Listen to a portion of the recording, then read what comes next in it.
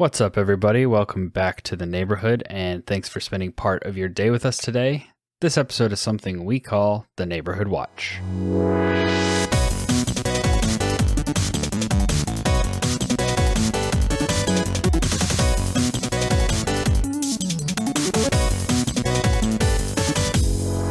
Welcome to the podcast where two longtime friends and sometimes a guest talk about their favorite games from the perspective of an average player. My name is Andrew Kimball. And I'm Dylan Wren, and we are your friendly neighborhood gamers.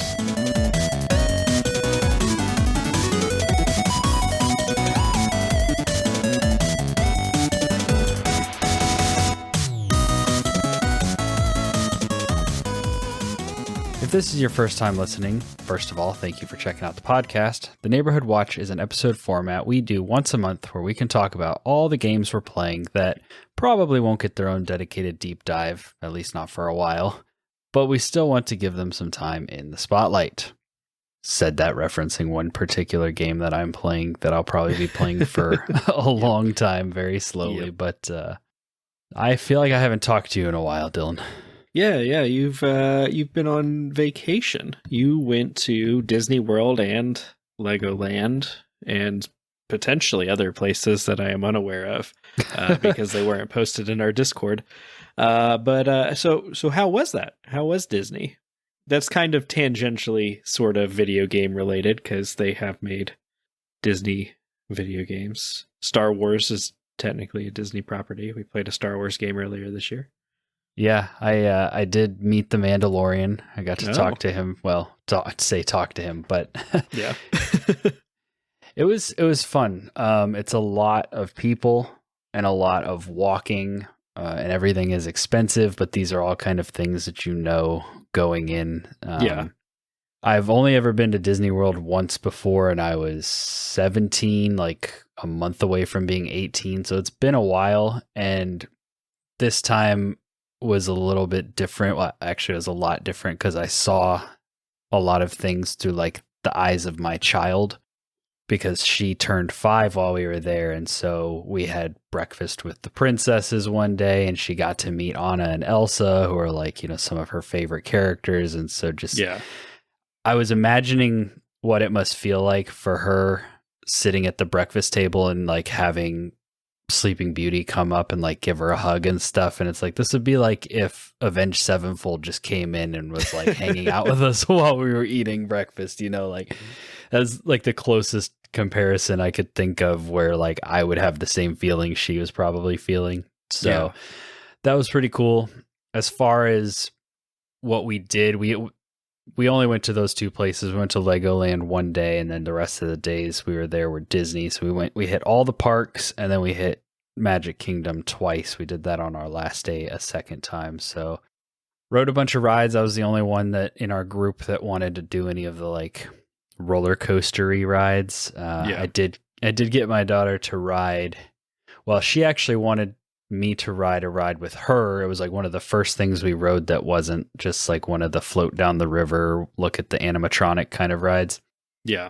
And it was it was in Tomorrowland, and it was the kind of like Buzz Lightyear rocket ship, whatever, that's like up on top of a roof. You have to elevator up to it. And then it's one of those things that goes in a circle, but you can control your height if you want to go higher or lower. Mm-hmm. And she wanted to go higher, so we went like almost max height, and then she started freaking out and wanted to go back down. And then when we started going back down, because we were going down and because the ride was speeding up, like it just felt like our speed increased like all at once, and she kind of like stopped having fun in that moment. Yeah. But I was kind of surprised she wanted to ride it in the first place. And then we rode one little roller coaster. And I say little because it was short, but like it went up in the air and then it zoomed down and took some turns and stuff. And that's the first time I've heard her like panic scream the way she was screaming. So she was done with roller coasters after that. But I was proud of her for trying. But other than those, I had to ride all the big roller coasters by myself pretty much. But it was fun. Spent a lot of money. We did one of the Star Wars rides. It was like a big simulator thing with 3D glasses and stuff. So it was pretty cool. Did it on an empty stomach with nothing but coffee, so that was a mistake. Oof. Yeah. I immediately had to go find something to eat after that because I was like, yeah, that was a bad idea. But yeah, overall, it was a lot of fun. By the last day, I was over people. I definitely don't want to deal with large crowds like that for another year or so, but we'll see how that works out. Yep. I can imagine. And then you guys went to LEGOLAND. You did post some pictures of your haul in Discord, which is game related. I did, yeah. So LEGOLAND is really cool, especially if you're just like a Lego nerd like me. It's definitely like if you spend a lot of time, or if you spend time at Disney and then you go check out LEGOLAND, it's definitely going to feel like a step down because it is. Yeah. But it is really cool. Like they have a whole section that's kind of based around the Lego movie. Then they have some more like kind of classic stuff like the knights and they have some Ninjago stuff and things like that. But yeah, I did. They have the Lego store, obviously, and I knew I had to get something. So we walked in there just to we were looking for something. Oh, because they do this little thing where if you have a minifigure, you can kind of like wear it around like on your lanyard or whatever. And then if you run into an employee or somebody else and they have one, you can trade with them and they'll trade with you. So you can kind of like swap out your minifigures and stuff. Well, we had minifigures, but not a good way to like wear them. So we were looking in there for something like that. And I saw the tall neck from Horizon Zero Dawn and Horizon Forbidden West. And I was like, yeah I'm probably going to end up buying that. It's pretty cool. And so I priced it because a lot of the stuff in the store conveniently doesn't have prices. They're just like, oh, just buy it, Yeah. Don't think about the price. And so I priced it like as we were walking around in the park, and it actually wasn't as expensive as I was kind of expecting it to be. So I was like, you know what? I think I could maybe get something else. Yeah. And because I've been watching Ahsoka, I was kind of torn between getting one of the like Ahsoka sets or getting some of the Mandalorian stuff, which I ended up getting the Mandalorian. Well, I guess it's from Boba Fett, but that was like Mandalorian season 2.5 or whatever. Yeah. Getting the now renamed Fire Spray or whatever they call his ship that used to be called Slave One. Yeah, and it's a Fire Spray class, like that's what the ship is, and then his was specifically Slave One. Yeah. They just don't call it that anymore. Yeah. They refer to the ship class now instead of his specific one. Yeah. Yeah, so I got that, and it's mostly for nostalgia because as a kid I had like the original like Boba Fett Slave One that was a really big Lego set, and like you stand it up and the wings would shift and all that kind of stuff, and it was really cool. Obviously it's just a bunch of scattered pieces in the wind at this point, but I bought the one that they had that they've re-released for the show, kind of for reaching back into that nostalgia. It's a smaller set. It's more proportional to the minifigures and stuff, but it came with a little Mandalorian. It came with a little Boba Fett and stuff. So nice. I haven't had time to build any of them yet. We got home literally yesterday. Like yesterday. So yeah. So this is kind of first day back to reality. I edited last week's podcast episode in the car on the way there, so it's been just kind of like nonstop, but it was fun. We had a good time. We stayed on property at Disney, which is something I've never done before, and it was really I've heard that's convenient. The way to do it. Like if you're gonna go, it's worth the extra money to like stay in the park. So it was nice. The park we stayed at was kind of like family. It felt very family oriented. They had like splash pads and a little arcade and stuff. They had Guitar Hero arcade in the arcade there. And so the last day we were there, set some high scores. I did set some high scores on there, even though the equipment was kind of janky and the speakers were like blown out. I was gonna say you have some bad luck with Guitar Hero, any sort of competitive Guitar Hero. Yeah. But that was fun. But yeah, you could basically hop on a bus or hop on the like Skyliner or the monorail or anything and get where you needed to go without having to get on the highway or drive your own car, which was nice because coming back from Legoland, traffic was awful. So it was nice to avoid all that and kind of keep the illusion alive of just living in the most magical place on Earth. Right. But yeah, it was a good time. but definitely my my crowd meter and my bank account will both appreciate a break. So Yep. It's convenient that no games are coming out in the next 2 months, so you can save up some money, right? yeah, exactly. We got a bunch of games coming out. Yeah, I was actually genuinely surprised to get on Xbox today and be like, oh, I could play Assassin's Creed right now. Yeah. It's literally out. Oh, okay. Yeah. I turned on my PlayStation today. Wow. I know, heresy. But yeah, because they do the thing. I don't know if they've always done this, but this is the first time I've noticed it, where like the first game in your little like window is not the last game that you were playing, but it's like it was Assassin's Creed Mirage, and I was just like, I don't own that. That's not a game that I have. But you but could. It was like, yeah, but basically it was like, hey, click here so you can go buy it and play it and install it.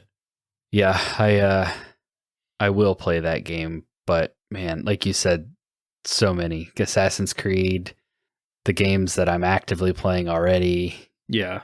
Got Assassin's Creed, Spider-Man right around the corner. Yeah. Alan Wake.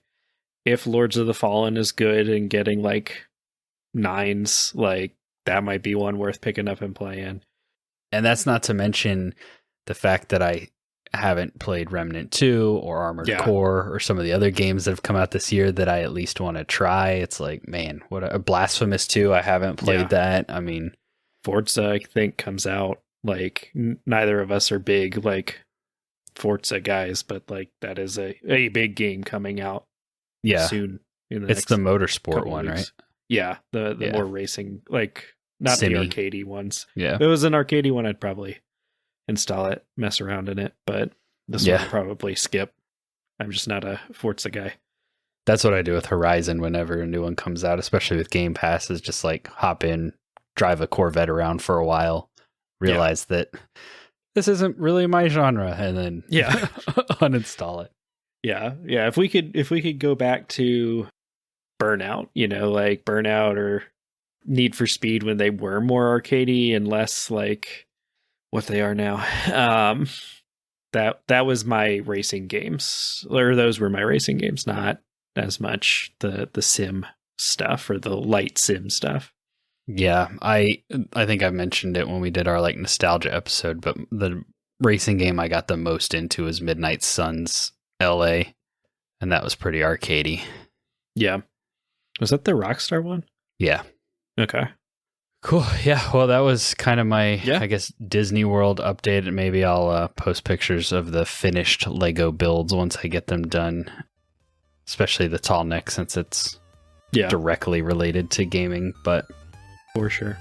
Cool. Well, let's go ahead and dive into what we've been playing. Yeah.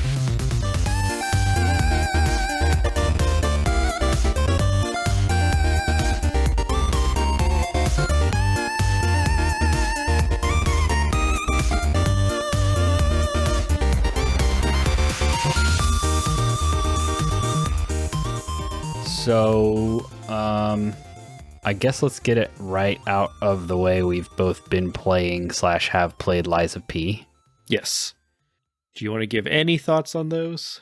Or I will say that there's going to be a deep dive episode coming soon. So far, I'm really enjoying it. Yeah. I also enjoyed it. There were points in it where it was pretty BS and I hated it. But overall, I enjoyed the game. There were like 2 bosses and a mini boss that were just like annoying. And I read the patch notes for the patch that has come out, and it looks like they've tried to sort of fix some of that. So like some of those bosses' health is like both of the bosses that I did not like were 2-phase boss fights. Mm-hmm. And I think they've lowered some of phase 1's health. So that like when you have to keep redoing it because phase 2 is ridiculous, it's not as rough on you. Yeah. I just before dinner today killed the like optional clown boss. Yep. That was the mini boss that I hated. Yeah, he was a parry check, so I got the like starting saber. Yeah. And I've played around with some other weapons and like combining weapons, which I think is a really cool system. But I keep going back to this saber, like something about like the time it takes to swing or what, I don't know what it is. Yeah. But it's been the most like effective weapon I've had so far, which is kind of boring because I haven't really been able to like, because I went into this boss with a weapon that I had combined to try like play around and do something. And then I got killed a couple times, switched back to the saber, beat him in like 2 tries. I don't know if it's just got a good parry window. I don't know what it is about that weapon, but like it's been the most effective for me. And so I've kind of been sticking with it. But yeah, that boss, did you do the cheese where you run around him, run around the back to get to that stargazer? Yes. Okay. Just so that I didn't have to like run through the BS. Yeah. Like, I was going to say, I couldn't imagine doing that. So how far, like how much do I have left, would you say, roughly? Am I like 2/3 of the way through? Am I like halfway through? I'm trying to think. So that there were 11 chapters in the game. Okay. I think that boss that because you fought the pup or the clown, and then I think like pretty much the next thing you do is fight what I would kind of consider to be like the halfway point of the game. Okay. It would be similar to where you hit Rom in Bloodborne, I would say. Okay. And so like when you hit that point, which I think was about roughly halfway through Bloodborne, maybe not quite halfway through. So it's not like a perfect comparison. I mean, if I was going just by like levels, I think it might be a little more than halfway, but just you go through some like really, it also depends on if you do the like optional levels, like some of the nightmare stuff is optional, but yeah. So I think that is roughly where you would be at, I would say. And some of that too is me getting stuck on like 2 of the bosses that you've got coming up. And so the next boss that you have coming up is one of the 2 that I was stuck on.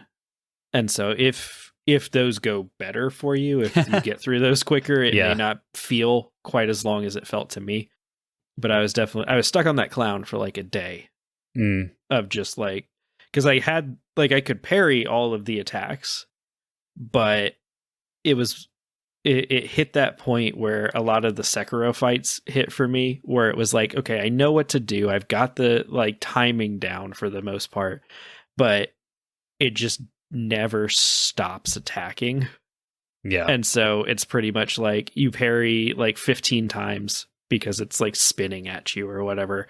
And then you get like 1 to 2 hits in, and then it does another like 15 like hit combo that you have to parry. And so eventually, you miss a parry or something like that, and it just chips away at you while you chip away at it. And I would just like lose the war of attrition, Yeah, I had 2 fights with that clown where I literally had like 2 hits left on it. But what I did, I know we've picked one like mid-game boss to just like pick apart here. We haven't even this is a mini boss. You don't even have to fight this thing that we're talking about. But I was like, I'm gonna kill it, damn it. Oh yeah, it's worth it too for what you get. But like, we haven't even mentioned that this is the like Bloodborne inspired Pinocchio game, which a lot of that stuff I think is really cool, like setting wise. But what I did to end up beating the boss was I just didn't really try to attack unless I had a window. Yeah. Because if you perfect parry enough, eventually you can open it up for the stagger. And so I just like did the stagger attacks to try to wear it down.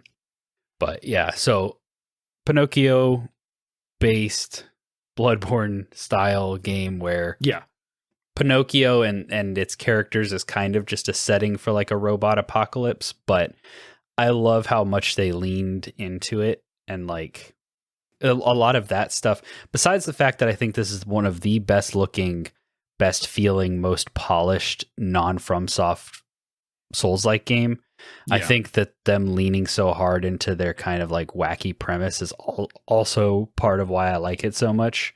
Yeah, like they took it so seriously that it's like watching like an anime where it's like based off of some random goofy thing, but it's like played completely straight and just like, Yeah. this is so dark, you know?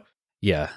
So I definitely want to dive into it more. Ideally, I want to beat it before we do our episode. But we are planning on doing it in the near future. Yeah, I would say that the boss that you're about to hit, once you hit that boss, like when you beat that boss, to me that was the most difficult boss.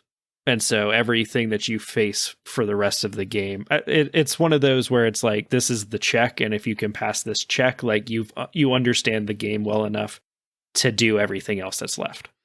It's the Lu-Bu of basically.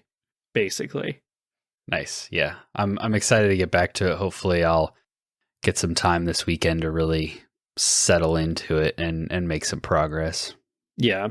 Yeah. And I'm at this point, I'm playing other stuff, but I do want to go back and do the New Game Plus run because you get like all of the puppet bosses that you fight speak in like some language that you can't understand, and you get a thing in New Game Plus that allows you to understand what all of the puppet bosses are saying, which is a pretty cool mechanic because it completely like recontextualizes the story.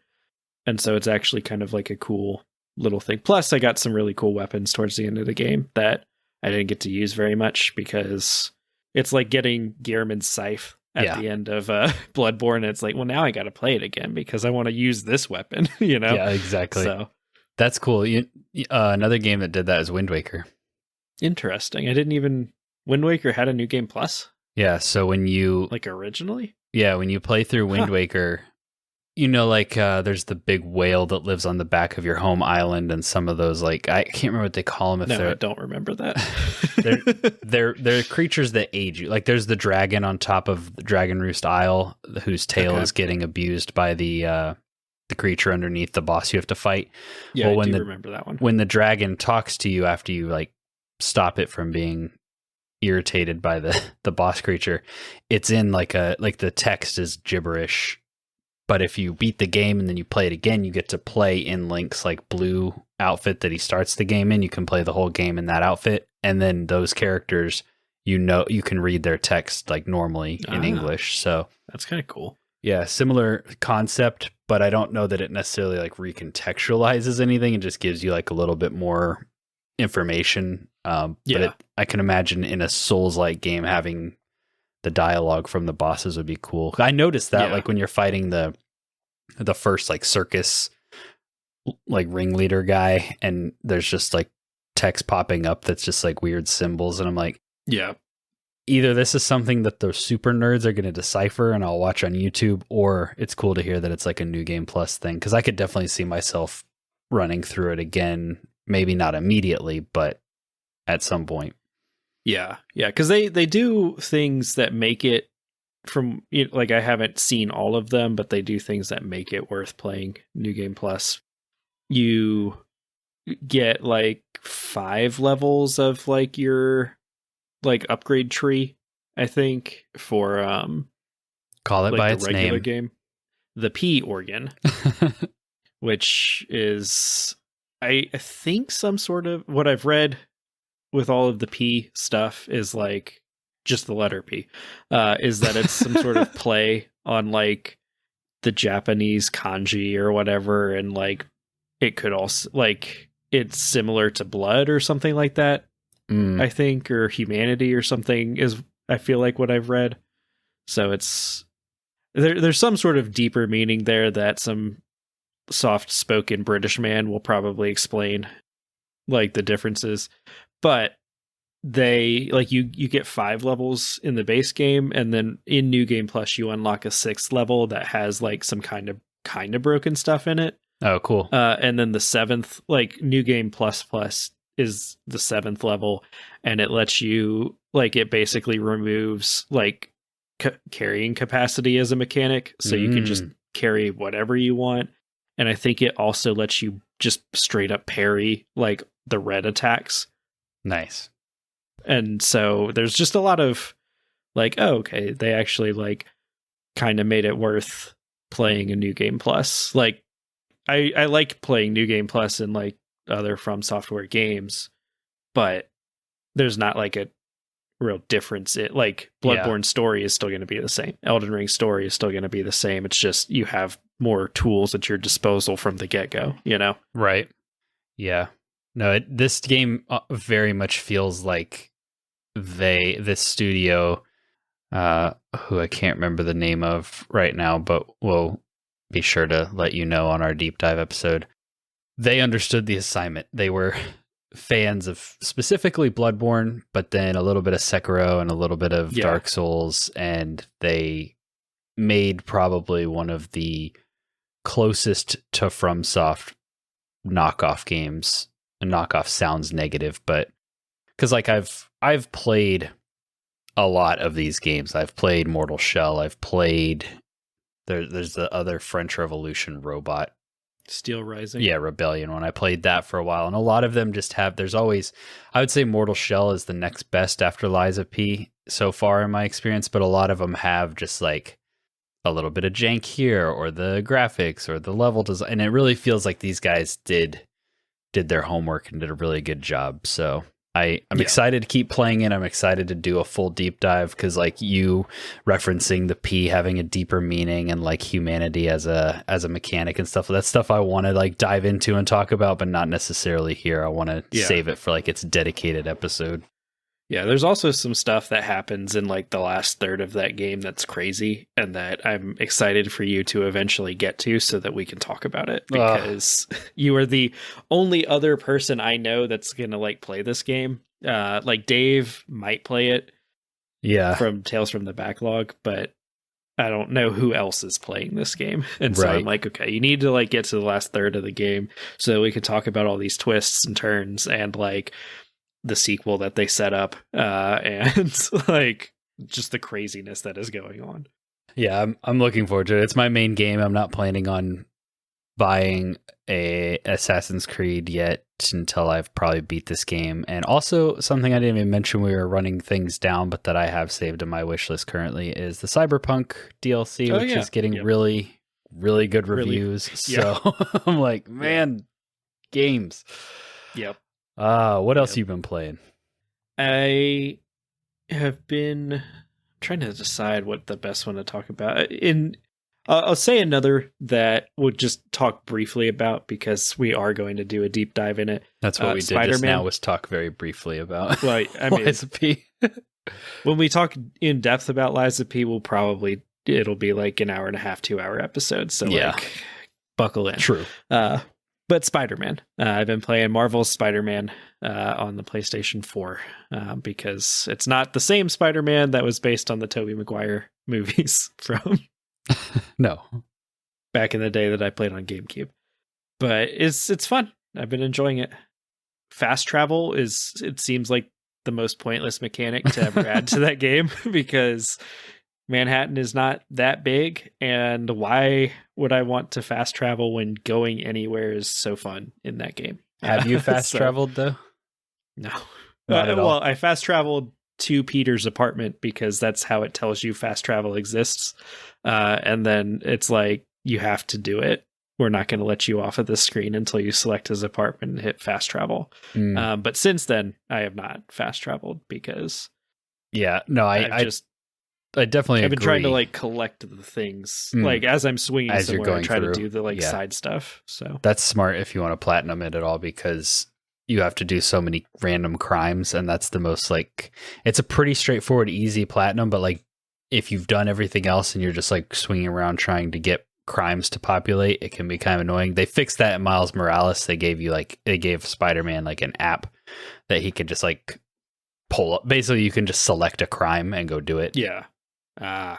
But the fast travel I like in that game, just because like it shows like Spider-Man just like chilling on the subway or whatever. Yeah. Like in his costume. So like I love that they added that little bit of flavor. That like they just nailed the vibe and the world and everything so well. And it's been said multiple times, but like Yuri Lowenthal as Spider-Man and Peter, he does such a good job.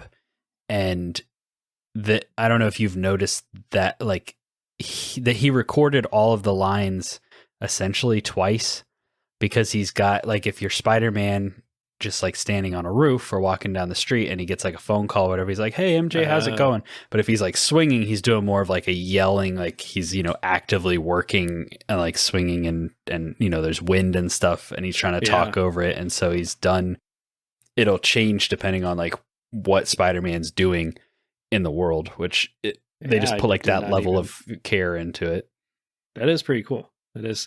But yeah, I've been enjoying just kind of the whole game, but it is making me realize just how little I know about Spider-Man. Like I was talking with Andrew about this. I think we were texting about it the other day, but it was just like I was like some of the villains that are coming up in this game, and it's just like I would have assumed that I knew Spider-Man pretty decently because like I played, you know, some of the Spider-Man games back in the day on like GameCube, and like I played Marvel's Ultimate Alliance, and you know, I've watched pretty much all of the Marvel movies, although not a ton of the Spider-Man movies, but like I know who Mysterio is and I know who, you know, like, and then they just kind of bust out like all of these villains that apparently are pretty normal, common Spider-Man villains, and I'm just like, I never saw him or this villain in like the animated series. I never,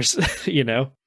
Yeah. And then the ones that I am familiar with, like Norman Osborn, it's like, oh, well, he's just kind of a dude. Like he's just the mayor in this game. So he's not a villain, at least not yet. So yeah.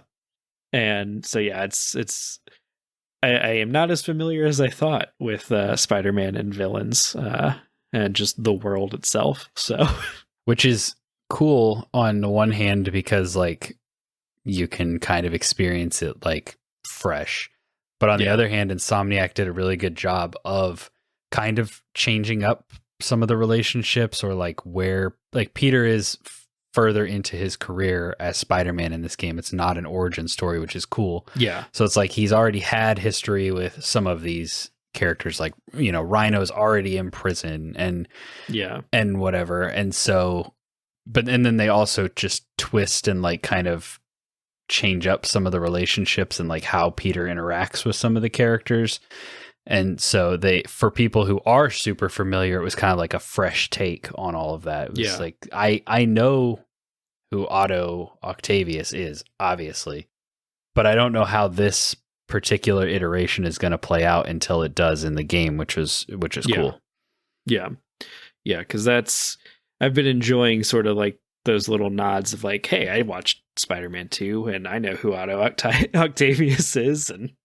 But also I swung around and like took the pictures of all of like the places, the landmarks or whatever. And it's like, oh, that's the bar, or that's Jessica Jones's like detective agency. And that's like the bar with no name, which I know nothing about other than Marvel Snap on it. But you know, like it's like, hey, there that is. There's also the Sanctum Sanctorum or whatever. Yeah, and the like lawyer's office for Daredevil. For Daredevil. Yeah.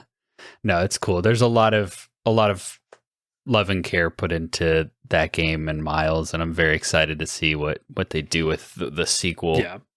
But yeah, I'm glad you're enjoying that. We're going to do an episode on that one soon, and then I think I am a little over, according to the percentage on like the main story, I'm like a little over 50% of the way done, but I'm also running out of like side quests to do, and so I expect it to kind of pick up pace as I have run out of a lot of the other things that were distracting me. Are you wearing the like main suit, or have you found like an alternate suit you like? I've been doing the one with the little like the fat spider on the back. I don't know if that was it's like the classic suit, I think it's called, or whatever. Yeah. The one that looks like it's out of the 90s TV show. Yeah. I think is what it is. And so I've been using that one. I've jumped around to like a couple of the others, but I gravitate towards the more classic looking ones, like that one or the Tobey Maguire suit. I think that's in there. Yeah. Or I kind of bounced between that, the Tobey Maguire one, and the one that's on like the cover of the game. I've unlocked a bunch of the other ones, but I haven't really like used them because I'm like, I kind of like the just sort of standard red blue with like the webs Spider-Man. So Yeah, I like a suit that looks like something he would actually wear when I'm playing through the story, because like I don't want to get into a cutscene and like his head is on fire or whatever. Yeah. There's like the one like here's Spider-Punk. Yeah, exactly. Like, but the ones they added like the Tobey Maguire one and stuff afterwards, so you don't have to really do anything to unlock them. Some of the ones you unlock have like it's worth getting them just to get their ability, which is another cool thing they did, where you can like transmog the ability and still have whatever suit you want. I tended to go for like the Spider-Man Far From Home suit, because it's the MCU one, but where it's usually blue, it's black, so it's like black on red, but it's still like the classic look. I always thought that one looked really cool. Yeah, because I did the Catwoman stuff. Catwoman is Black Cat. Yeah. Like I did her quest and it like auto put me in the new one, like the suit that you get for completing like that section. And like, so I wore that for a little bit, but I was like, this doesn't look like Spider-Man to me, like this is just generic. Like, and so I was like, all right, I'm going to swap back to Spidey. So nice. Yeah. I'm excited to dive into that one. And you can technically play Miles on a PS4 too. So I could. You own that digitally though, so it was not one of the things that I bought off of you when I bought your PlayStation. So true. It is not a fully priced game, even new, I think, though. Yeah, it's one of those things where it's like, do I play that or do I play like Horizon or God of War or one of the other PlayStation games I should play? Yeah, I mean, you could play Miles in a weekend. It's pretty short. True. It's shorter even than like the one you're playing now, so it's always a solid option. But yeah, I think for me, I haven't really talked about Baldur's Gate 3 that much, other than the fact that like I did get it and I am playing it. Yeah, I've played about 12-ish hours. I think 4 of those hours were in the character creator. No, I'm just. It is pretty in depth from what I hear. So yeah, your character creator is pretty in depth, and then you make like I can't remember, your companion or whatever they call it.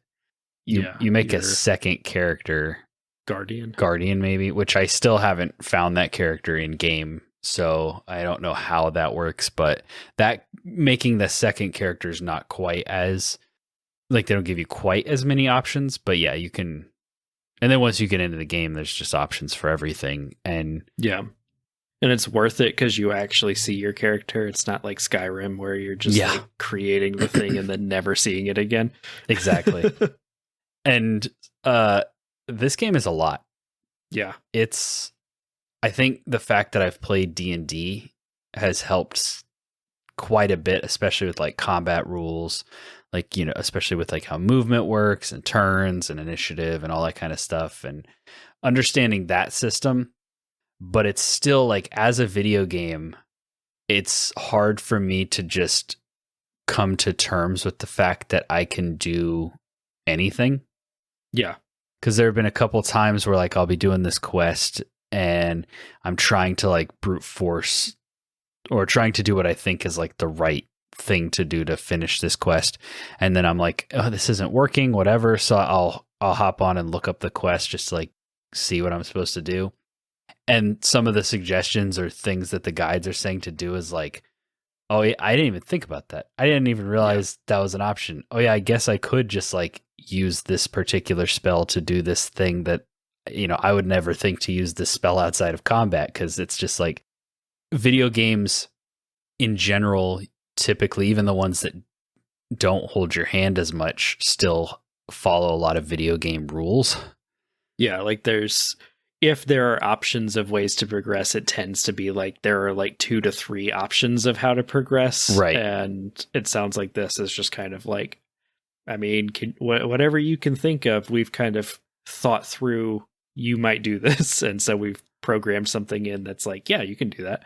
Yeah. And so, and also the game just doesn't, Like you get to when you get into the first area, kind of where I am, and there is some stuff happening. There's like a conflict with the druids, and this area, and then you're just kind of there, and so you get to pick, like, you have so many options of like, okay, I want to do this to help these people, but also I could do what I want to do, but along the way rescue this guy that they need to be rescued. But so I have this feeling of like, I know that making decisions is going to like block out other decisions and set me on a path. And so I'm like, I haven't done a lot of the main stuff yet, but even the little stuff, like, for example, I went into kind of the main little druid area where the sort of golden path guides you, like right after you crash land and off the Mind Flayer ship or whatever. And I go in there and I kind of walk around the whole thing, talk to a lot of people, but I don't talk to this one guy specifically. And I keep going and I get to this fight with these harpies that's just really difficult. It wipes my party. So I'm like, okay, well, I'll come back to that later.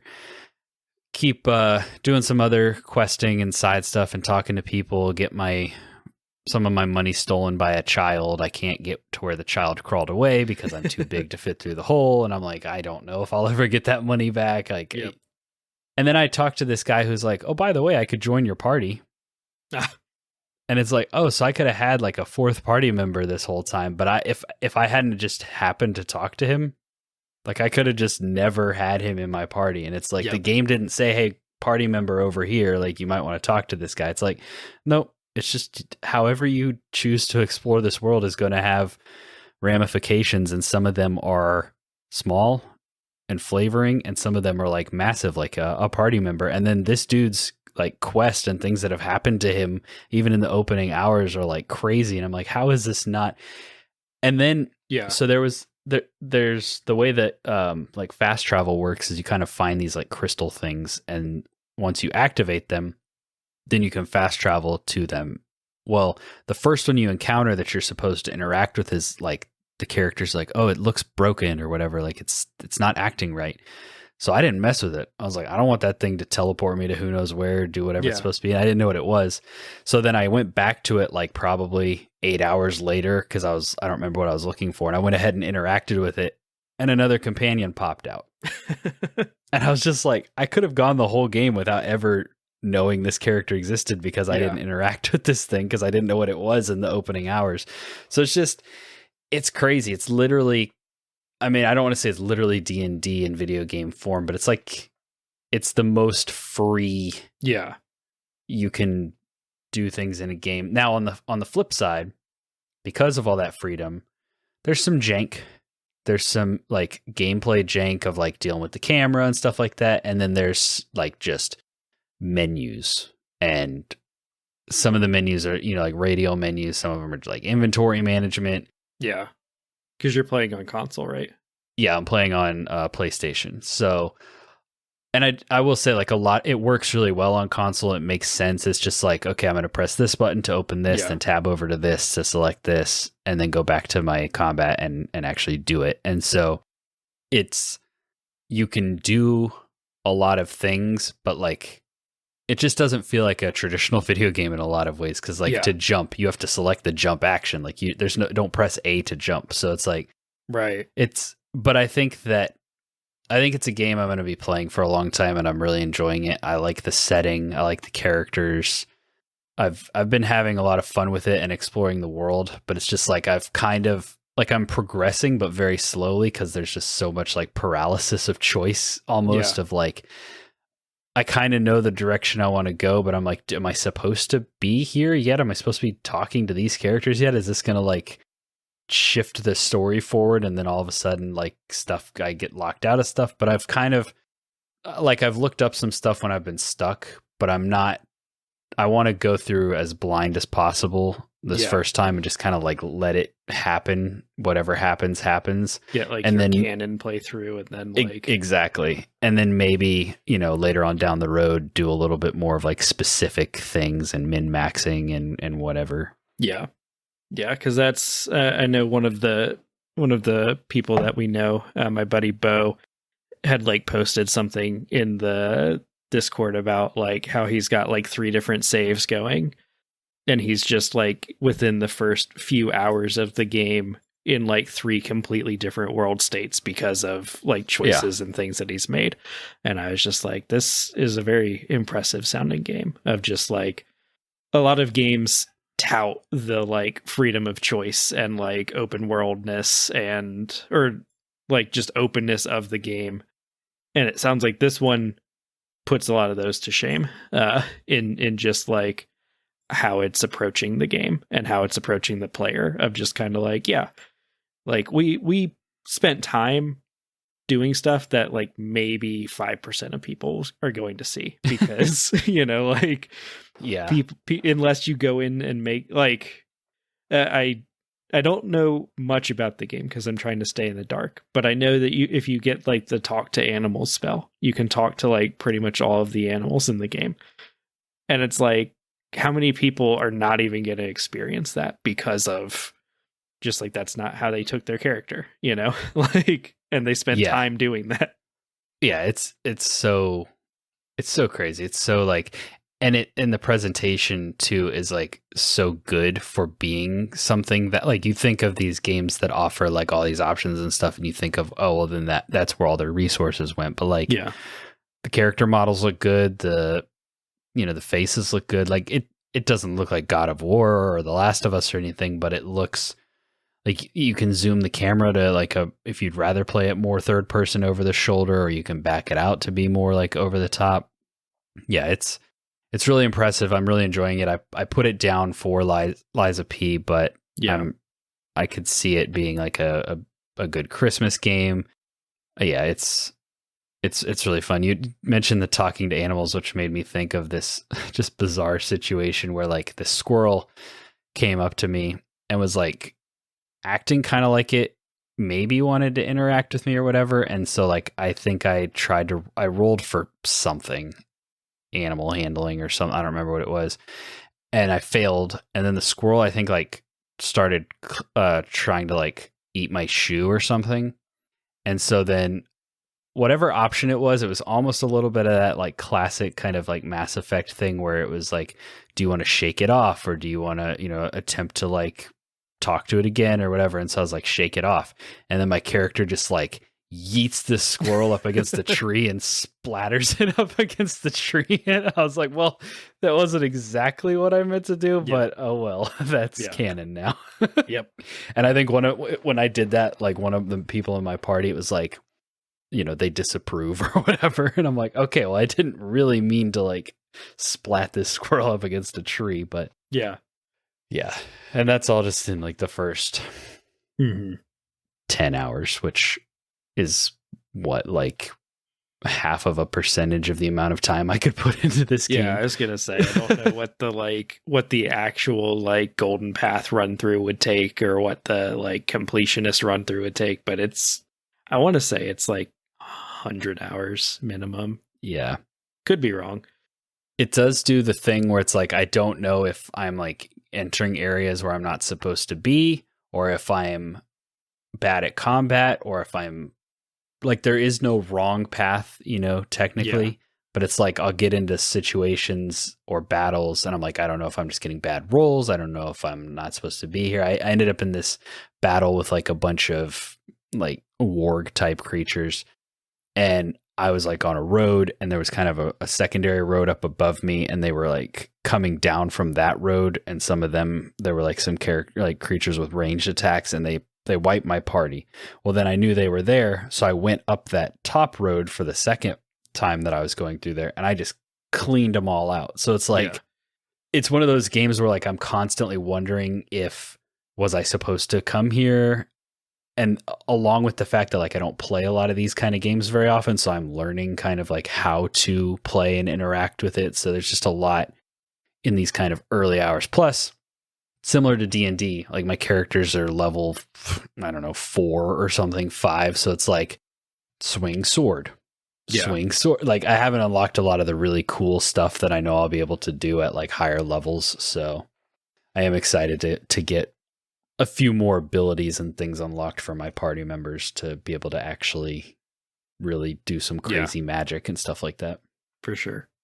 I won't rub that in anymore that I have that game Yeah. and you don't. I'm just I mean, they've said it's coming to Xbox. I think the head of Larian was like, I mean, our goal is to get it out this year, and there's not many months of this year left, so like it's coming out like I think somebody asked him and he was like, well, our projected date is 2023 and there's only like 3 months left, so like it's coming out in one of those three.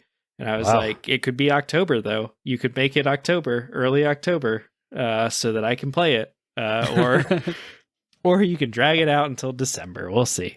But I mean, it doesn't have a physical release. It's literally just like, just put it on the digital storefront and I'll buy it. Yeah. This is a game I would pre-order if it popped up and was just like coming this date, because I mean, it's got a bunch of 10 out of 10s and I know I'm going to buy it and play it. So yeah. And you will 100% get your money's worth. So yeah. So does it make you want to try out their other games? Like, not now, obviously, but like down the road, like Divinity Original Sin 2 or... Yes. I wouldn't be opposed to it. I've thought about it before in the past, because like I've heard how good they are, and so it's kind of like, well, you know, maybe it's that thing of like, it's not typically my genre, but it's so well regarded and reviewed that I feel like I should try it, and then maybe I'll like it. I just never pulled the trigger. Those games not being in like the D&D universe with like the D&D kind of rule set and stuff, I don't know if that would be a positive or negative for me, but yeah, I think I could easily see myself picking up one of those games on sale or something, you know, during a gaming lull and giving it a shot. Yeah, because they've also got Pillars of Eternity 1 and 2 that are on Game Pass that are like same style, not set in Faerun, like the world of D&D, but I've played a little bit of Pillars of Eternity 2, or the original Pillars of Eternity recently. I didn't put it in our list because I forgot about it until just now. And I haven't played enough of it to like warrant, I think, talking about it too much, but I've been having fun. I've been enjoying just kind of like I'm not playing it on like any sort of high difficulty. I'm just like playing it to like enjoy it, but they've been doing some like cool things, and, you know, I've been digging the fantasy aesthetic, and just kind of the like randomly picking up party members, because they do very similar things where it's like you could totally just like, based on the things that you say, just not have this person as a party member. So they seem, I'm happy that they're getting some like major recognition for Baldur's Gate 3, because they seem like a really cool kind of creative studio that does interesting things in their video games. So like they put a ton of care into the game, it sounds like. So it's nice to see them getting like kind of their laurels for it, their flowers, one could say. Getting their flowers. Bring us home, Dylan. What else have you been playing? Anything else you want to mention? I've been continuing my Elden Ring completion run. Where are you at now? I am on the map. Caelid? No. So I've done Caelid. I just did like, oh wow. I finished Caelid. I finished Liurnia. I think I finished Liurnia, because there's like parts of it that like, basically I just finished Ronnie's quest line. So I did all of her stuff. So I'm about to go into Altus Plateau and start like clearing out the exterior and then going into the city. So, but you can't do all of Ronnie's quest line yet. Why not? Can you? Yeah. So you went into the underground and everything? Yeah, I did all of the underground stuff. The Lake of Rot still sucks, but since I'm using kind of like this big checklist, I knew that there were only like 3 things that were worth it to bother running around in there to get. So interesting. So you're doing quite a different path than what is probably pretty standard. Yeah. Yeah, like I'm using I don't remember if I talked about this last time, but I'm using like this big spreadsheet of So nerdy. yeah, well it's a spreadsheet of like 2,500 steps roughly that is like here basically it's like here are all of the like items that you can just find on the ground. It's not like you picked up a rune arc or whatever. It's like actual like here's a weapon, here's an armor set, here's like stuff that's like useful or stuff that's like bigger, I guess, more important than just like random consumables. And so like some of the 2,500 steps is like repeats. Like I did Saluvius's quest, which I don't think I had ever done. I don't remember if it was in like the base game when it came out, when it launched. Is that the wizard guy? Yes. And so he like lets you get like a puppet or whatever, but he seemed so evil that I don't think I engaged with his quest like the first time I played through the game. Mm. And so using this, I was like, oh, I can get like the dung eater as a puppet. Yeah. Yeah. And so I did that. And so I did have to like run into the Golden City. I basically just like beelined it to like where the dung eater is to talk to him. So I haven't like picked up anything or done anything in the Altus Plateau, but like I did run into the city to talk to him so that I could get him as a puppet. But it's been interesting because like there were definitely several places in, I forget what's the place where you start called? Limgrave? Yeah. So there were definitely several places in Limgrave that like I had never been to before. And then there were some places in Liurnia that I hadn't really seen or experienced before. There were, surprisingly, was not a ton of Caelid that I hadn't been to before. And I don't know why. Like, because I feel like I explored Caelid the least, but also half of Caelid is just that big freaking poison swamp in the middle. True. Yeah. And so I guess like I just didn't really pay that much attention to that. But there also wasn't a ton in there that was worth it. And so, but yeah, it's been cool to kind of just like find like some like just whole dungeons that I hadn't done before. But then also just like, oh, I didn't know that I could get like these spirit ashes, or I didn't know that like this weapon existed in the game, or this armor set existed in the game. And so it's been kind of like a cool experience to go back through and just kind of be like, oh, this is a very interesting way of, like, I've played through the game multiple times, and so it's fun to be like going through and like kind of checking off all of the things. Because like the first time I played through, I was exploring everywhere and everything, still missed a bunch of stuff, but also like a lot of the stuff I'm picking up, it's like, oh, okay, here's some sanctuary stones that you're never going to use, or, you know, whatever. Whereas this, it's like, I'll go into a dungeon, I'll pull it up, I'll see like, okay, there are 3 like key items that exist in this dungeon. I'm just going to like explore until I find those, and then I'll know like I've gotten everything. Right. And I can just like run to the boss battle. But yeah, it's been a lot of fun. I've been enjoying it. I was kind of craving going back into the world of Elden Ring because like we played it a ton. And then like I hadn't really replayed it a ton. And so I've been enjoying it. Played some Starfield after our episode that we did with Joe, and got to the point where I was just done with it. So it's not bad, but it was just like I hit the point where I'm just like, I mean, I'm bored. Like I'm not really having that much fun with this game. And so at that point I was like, all right, I'm just gonna like, I know I'm going to install Cyberpunk. And I'm gonna need the space. And so you were on the chopping block, you know? I did the exact same thing because all the reviews are coming out, and they did like the big update for Cyberpunk. And so I was like, I'm going to go ahead and reinstall it, which I forgot I had Cyberpunk on 2 discs, not just 1 disc. But I did that process, but yeah, I had to get rid of Starfield to do it. And then I installed the game on the discs, and then when I went to start it up, it was like, Cyberpunk needs an update. And I was like, okay, cool. And the update was like, 90 gigs or something, because Yeah, I haven't reinstalling the entire thing. Yeah, because I never got like the Edge Runners update or any of the stuff they like. I haven't played it really since launch, so yeah, it was all. Plus, that all would have been uninstalled anyways. But yeah, it all had to go through. So I have that ready to go.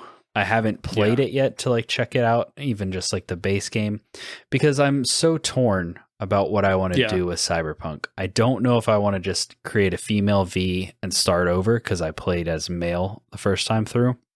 So I can see like that side and see the Judy romance and stuff, and then just go into Phantom Liberty with like that file, because it will all be like kind of fresh and blend together. Or if I want to just try to boot up Phantom Liberty and go in with my character that I have,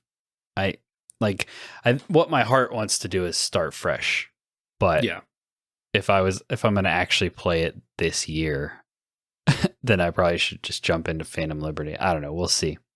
Yeah. I haven't bought it yet. I haven't paid the like $30 yet, but I do have it sitting aside in my wish list, and I do have about $20 in Microsoft rewards points currently. So that helps.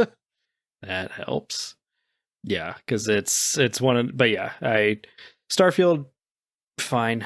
But when I'm looking at like a futuristic shooter that I want to play, Cyberpunk is where it's at. And I'm only not playing Cyberpunk because I am trying to finish Spider-Man so we can try to record that episode in the next couple weeks so that we can have it ready to come out when Spider-Man 2 comes out. So, and the final thing that I'll talk about is a Warhammer 40k Darktide came out like yesterday. Is that the Left 4 Dead style one? Like the wave shooter one? Okay. Mm-hmm. And so I've installed it. I've played through the prologue and kind of run around doing like the tutorial stuff a little bit. Is it on Game Pass? Yep. Okay. Yep, it's on Game Pass. Nice. And so, yeah, it's not exactly what I was expecting. Not in a bad way, but like I've played like Vermintide, which is the game that came like that the studio did before this. And so Vermintide, it's got like 5 characters, but they're like characters. Like it is like you're choosing Bill or Zoe or like the characters from Left 4 Dead. Mm-hmm. This, like, you create your own character. And it has like installing now. It has like you don't have a whole lot of control over what they look like. You can only kind of like random the face, and then like you can find like other versions of that face. And it's first person, so like it doesn't really matter. It doesn't matter. But like you go through and you like choose like what was your person's homeworld and like what was their upbringing and what was their and like some of those things change like the voices that your character can have, and it seems like maybe they might impact. I don't know how much they impact like the game and the story, if at all. But it was like, oh, okay. Like I was kind of coming into the game expecting it to be like, here are like the 5 character classes, and they all have names and are all like a person. You're not so much choosing the class as you are the character, right?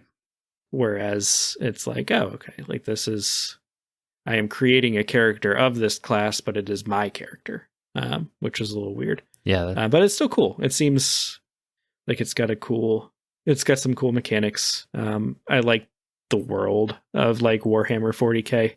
I think it's like an interesting, cool like take on things. And so I'm enjoying like playing through some of that story just because I like the lore. But how does the shooting feel? She feels pretty good. Like I haven't gotten a chance to try out a ton of different weapons yet, because I'm still early in the game. But it feels pretty cool. And like I did a review on Vermintide 2 for our YouTube channel if you want to check it out, listeners. But I do really enjoy that game. It's like, to me, it is the spiritual successor to like Left 4 Dead. Back 4 Blood has come out. Several other like attempts at a Left 4 Dead like have come out, but that one was the one that felt the best to me. Mm-hmm. I'm interested. Like, I know this studio can do it well, and so I'm interested to see what kind of like the more like that. Vermintide is much more of like a melee focused one because it's like fantasy and swords and elves and dwarves and stuff. There is melee, but it's like, here is a chainsaw sword and here is like, it's kind of the Gears of War-esque, like they technically did it first but like a lot of the sort of grim dark, like just crazy, ridiculous stuff is in this game, and that's been a lot of fun so far. So nice. But yeah, check it out. We may have to install it and play some co-op or something. Yeah, in the in between all of the other games we're trying to play. So. Right. I didn't know that it was on Game Pass, because I think I remember just came seeing like a trailer for it or something at a Game Awards or something like that. I was like, oh, it seems interesting. So yeah, I'll probably install it and definitely check it out. Maybe one of these nights. Yeah. Carve out a couple hours to dedicate to it. Yeah. Yeah. But it seems cool. And it seems like it could be a fun, like, little co-op experience. And from what I assume the Xbox version has like the 2.0 patch, but like, I know the 2.0 patch has come out at least for PC, and it's apparently like made vast improvements to the game. And so like I think the game reviewed decently, but a lot of people kind of got bored of it or fell off at the end game or whatever. Right. And so it sounds like they've made a lot of strides to like giving it longevity or something. So did it just come to Game Pass, or just hit consoles? It just hit consoles. And okay, gotcha. Came to Game Pass like when it came to consoles. Gotcha. Okay. So nice. Cool. But it's jump into the comments and correct me to boost our algorithm. But also it was on Game Pass, but just PC. Previously. Oh, right. Yeah. Of course. Nice. Well, I think that's about it for what we've been playing this month on the Neighborhood Watch. Be looking forward to our Liza P deep dive, our Spider-Man episode, and more, because the video games just keep coming out and we're going to keep playing them. So, yeah. With that, what do we got housekeeping wise, Dylan? We've got some stuff on YouTube. Go watch the rankings of Gears of War that Andrew has put out. There will also be a new video coming out later this week when this goes live. So be on the lookout for that. If you want to help boost the algorithm, maybe drop in, give it a like, give it a comment. But I personally think that Andrew's ranking of the Gears of War series is pretty good. Thanks, man. So check that out if you would like to. Our Marvel Snap video has apparently gotten a random boost recently. I don't know. Oh, really? Why. Nice. It's not like a huge boost, but it's, now been served to like 300 something people versus like 40 for some unknown reason. So check it out. I thought that one was very good. It's a little outdated now because we've had 2 season passes since you've recorded it, but yep. That game moves so damn fast. Nice. You can watch Andrew get some pretty nice wins on there, and one sad loss. So, yeah, it was tough making that video because I was talking about some cards that like weren't really in the meta necessarily. So I was like pulling out old decks, and it was like, I'm not gonna win this. But yeah. Yep. On the podcast, let's see. I've already kind of mentioned stuff we have coming up. The usual. Leave us a review, leave us a 5-star rating. Specifically on Apple Podcasts, it helps us a lot if you leave a star rating or a review, and then Spotify lets you leave a star rating, and those two are kind of like the big daddy platforms. Yep. And then the main plug, these days I feel like, is Discord. So come into our Discord, come hang out with us, chat with us, talk to us about anything we've mentioned on the show. I know we had a little bit of chatter this last week about backlogs and how to organize them and stuff like that. I wasn't able to really dive into that conversation as much as I probably normally would have because I was in Disney, but I love to see that. I love to see people talking about, what we're talking about, sharing their thoughts and suggestions on things. So we will have a link in our podcast description, like always. So if you want to join that community and chat with us and others, then you are welcome to do so.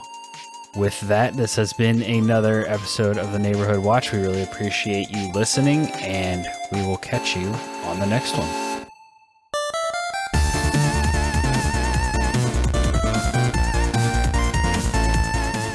We hope you enjoyed listening to this episode of the Friendly Neighborhood Gamers podcast. If so, we would greatly appreciate your help in growing the show and the community by giving us a 5-star rating and review on Apple Podcasts, Spotify, and any other podcasting app that allows it. We also have some great videos on our YouTube channel, including reviews, rankings, and other topics. We would really appreciate you checking it out. And if you want to keep up with everything going on in the neighborhood, follow us on Instagram and Twitter, and feel free to jump in our Discord server. We hope to see you there. Links for everything are in the podcast description. Thanks again for listening, and remember, stay friendly, gamers.